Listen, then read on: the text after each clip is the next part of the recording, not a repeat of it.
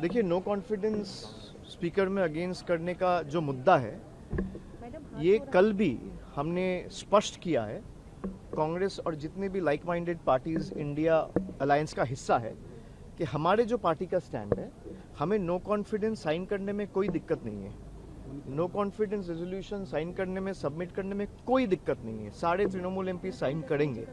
लेकिन हमारा उनको जो सुझाव था कि पहले आपके जो 4 पॉइंट्स है, जो पॉइंट कांग्रेस की तरफ से रेज किया जा रहा है, एक तो आप देख रहे हैं 8 लोगों को सस्पेंड किया गया है, एक उनके महिला सांसदों के ऊपर झूठा आरोप लगाया गया है, एक प्रतिपक्ष के नेता को बोलने दिया नहीं जा रहा है, और दूसरे तरफ से आपका जो है कि भाई दूसरा बीजेपी के नेता को आप अटैक करने का मौका दे रहे हो and the chair is working in a biased manner. तो इन चारों मुद्दों को पहले हमने ये कहा कि आप एक चिट्ठी in form of a protest आप स्पीकर को भेजिए। उस चिट्ठी में सारे ऑपोजिशन एमपीज, चाहे वो कांग्रेस के हो, समाजवादी पार्टी के हो, तृणमूल के हो, डीएमके के हो, सब साइन करेंगे। हमें कोई दिक्कत नहीं है। और स्पीकर को आप 2-4 दिन समय दीजिए, 2 दिन समय दीजिए, 3 दिन समय दीजिए। अगर स्पीकर भाई 2 दिन दीजिए, आज तो 10 है, अभी भी तो 3 दिन है। आज अगर देते हैं तो 2 दिन 3 दिन स्पीकर को समय दीजिए। अगर स्पीकर कोई एक्शन नहीं लेता है या उस पर कोई विचार नहीं करता है, then there is always a room to move no confidence. We have no problem. But मेरा सुझाव ये था कि पहले आप एक चिट्ठी दे दो, चिट्ठी देके वो उनको क्लियर कर दो। Let it be incumbent on the speaker to act on those 4 points that is being raised by INC, and if the speaker doesn't act, then we will all unitedly move a no confidence against the speaker. No problem. Abhishek sir, आपने कहा सुझाव के बाद What was the Congress reply? What did the Congress reply? वो आप कांग्रेस से पूछिए, कांग्रेस क्या करेगी उस मेरा सुझाव के ऊपर, वो आप कांग्रेस से पूछिए। मेरा क्या सुझाव था मैं आपको बोल सकता हूँ। आप मेरे से प्रश्न किए, उत्तर तो मुझे देना है। Can you answer it on my behalf? You can not. तो कांग्रेस का क्या स्टैंड होगा वो अपना पार्टी के हिसाब से वो बोल पाएंगे। अभिषेक, लेकिन वीडियो आया उसमें दिख रही है महिला एमपीज, 8 महिला एमपीज बैनर लेकर के खड़ी हैं। आप कह रहे हैं कि गलत आरोप लगाया गया है। आज पार्लियामेंट्री अफेयर्स मिनिस्ट्री की तरफ से वीडियो रिलीज हुआ है जिसमें साफ दिख रहा है घेराव किया गया है। तो बैनर बैच अगर कोई पहन नहीं सकता है, प्रोटेस्ट नहीं कर सकता है, तो पार्लियामेंट का रहने का फायदा क्या है? स्पीकर ने कहा कि ये प्रोटोकॉल नहीं है। तो प्रोटोकॉल तो ये भी नहीं है कि जितने पूर्व प्रधानमंत्री है उसको भी अटैक किया जाए। देश के अभी का जो प्रधानमंत्री है नरेंद्र मोदी जी, और स्पीकर खुद ये एक्नॉलेज करते हैं, चाहे वो कोई भी प्रधानमंत्री हो, चाहे वो जवाहरलाल नेहरू हो, गुलजारीलाल नंदा हो, वो लाल बहादुर शास्त्री हो, वो इंदिरा गांधी हो, वो राजीव गांधी हो, अटल बिहारी वाजपेयी हो, डॉक्टर मनमोहन सिंह हो, या आज प्रधानमंत्री नरेंद्र मोदी जी हो, सबका इस देश को चलाने में, आगे बढ़ाने में योगदान रहा है।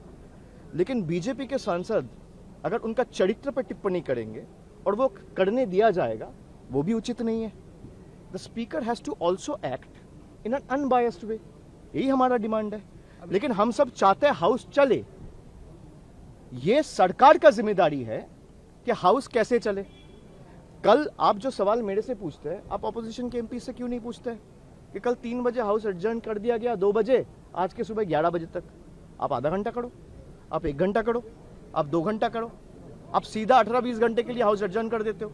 आज स्पीकर चेयर पे ही नहीं आया। भाई हाउस चलाने का मनसा अगर आपका है, that should also reflect in your actions, not on your words. हम लोग अगर चाहते हैं बजट पे, हम लोग अपना जो स्टैंड है वो स्पष्ट किया है। वो कांग्रेस के आगे भी स्पष्टता के साथ बोले हैं, वो स्पीकर के आगे भी स्पष्टता के साथ बोले, और आपके सामने जितने पत्रकार बंधु आज खड़े हैं सबके सामने ये स्पष्टता से बोल रहे हैं कि तृणमूल कांग्रेस के एमपीज चाहते हैं हाउस चले, लेकिन हाउस चलाने की जिम्मेदारी सरकार की है। The speaker has to run the house. We have either you let me speak or you दादा speak. এবার বাংলায় दादा এবার একটু खत्म कर लो। तो हाउस चलाने का जिम्मेदारी आपका है, स्पीकर का है।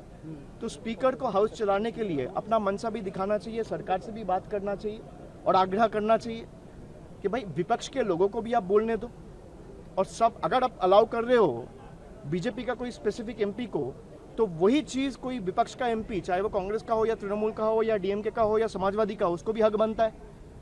लेकिन किसी पूर्व प्रधानमंत्री के ऊपर आरोप लगाना या टिप्पणी करना ये उचित या शोभनीय नहीं है। सीईसी वाले पे बोल रहे थे प्रस्ताव जो लाने का। सीईसी पे हमारे पार्टी के चेयरपर्सन स्पष्टता के साथ जब यहाँ पे दिल्ली में पिछले हफ्ते वो आई थी, उन्होंने कहा है कि we will move an impeachment against the chief election commissioner and we have already spoken to our like minded parties and the process is in action. जब जो होगा the media will be briefed accordingly. Is it a last step to move impeachment motion against CEC because impeachment या no confidence तो last step ही होता है।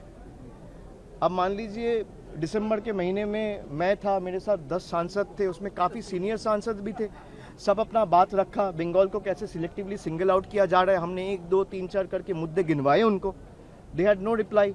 Logical discrepancy का list release करने बोला गया तो किया नहीं। बाद में सुप्रीम कोर्ट का इंटरवेंशन के बाद they were compelled to release the list of logical discrepancies and other datas.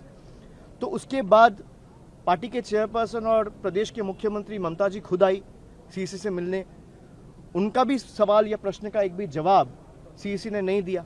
तो if you are working in a biased and partisan manner, this is the last resort to move an impeachment Abhishek একটু বাংলায় and it falls under our right।